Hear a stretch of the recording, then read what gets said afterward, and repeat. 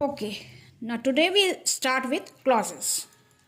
Clauses. What are clauses? A group of words that includes a subject and a predicate or verb and forms a sentence or a part of sentence. They are mainly of two types, independent or main clause. Main clause is also called principal clause and dependent. दो तरह के होते हैं clauses, independent और dependent. Main clause या subordinate clause बोलते हैं या फिर हम प्रिंसिपल क्लॉज और सबऑर्डिनेट क्लॉज भी बोल सकते हैं. Now what is independent clause? Clause that expresses a complete thought. Okay, thought and can stand alone. जो स्वयं पर ही डिपेंड होता है, जो दूसरे पर डिपेंड नहीं होता है. Means it has complete meaning in its own. Example, I will call you when I reach home. Okay? मैं जब घर पहुंचूंगी तो तुम्हें बुलाऊंगी. इसमें and so when ऐसा कुछ नहीं है साथ में कि जब ऐसा होगा तब वैसा करेंगे, ऐसा कुछ नहीं. This is a simple sentence. It can stand on its own. So it is called independent or main clause or principal clause. Now next we come to subordinate clauses. Subordinate means they are dependent on the principal clause. Clause that contains a subject and a verb but cannot stand alone as a complete sentence. Like, I could not go there as it was raining. I could not go there. यहाँ तक तो ठीक है. अगर हमने सिर्फ बोला as it was raining, क्या ये complete sentence होगा? No. As it was raining is therefore, we mark it here, as it was raining is therefore subordinate clause.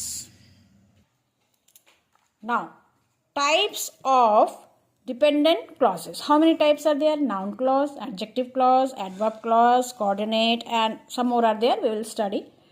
Now let us take up one by one. Types of dependent clauses. Noun clause. It functions as a noun. For example, I can't remember where I kept my book. मुझे नहीं पता मैंने कहाँ मेरी किताब रखी है. मुझे क्या नहीं पता? Where I kept my book. So here noun clause is where I kept my book. Okay. Then adjective clause. It modifies a noun or pronoun and acts as adjective. ये एक adjective की तरह, विशेषण की तरह काम करता है. This is the place where my friend lives. ये वो जगह है जहाँ मेरा दोस्त रहता है. तो ये कौन सी जगह है? जहाँ पर मेरा दोस्त रहता है या मेरी सहेली रहती है. Where my friend lives. Here it is acting as an adjective और एक विशेषण की तरह काम कर रहा है. Next we come to adverb clause. It modifies a verb, adjective or adverb, often indicating time, cause और condition.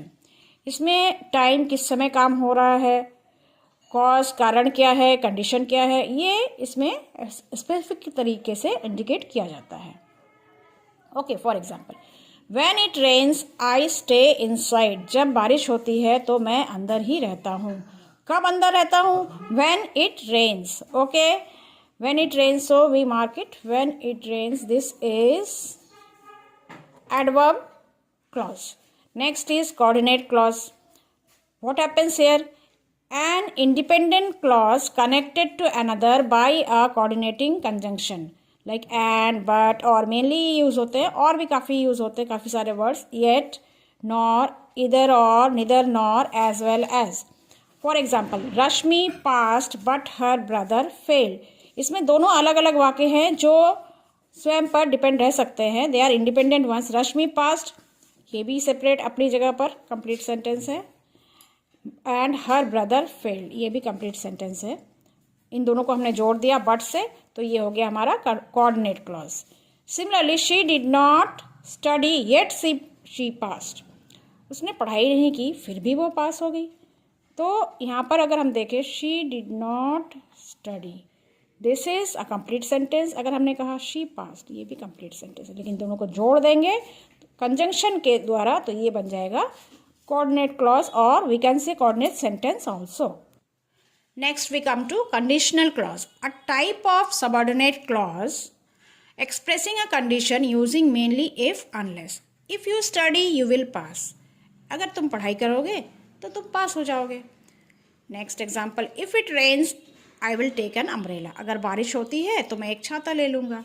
Unless you study you will fail. अगर तुम पढ़ाई नहीं करोगे तो तुम फेल हो जाओगे. यहाँ पर हम देखते हैं कि यहाँ पर कंडीशन और टाइम ये सब बोला गया है. ठीक है.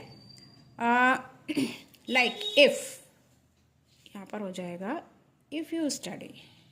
This is a conditional clause. If it rains, ये हो गया है conditional clause. Unless you study, this is the conditional clause. Okay. Now I hope you have understood up to here. Let us take up some practice work. Identify the types of clauses.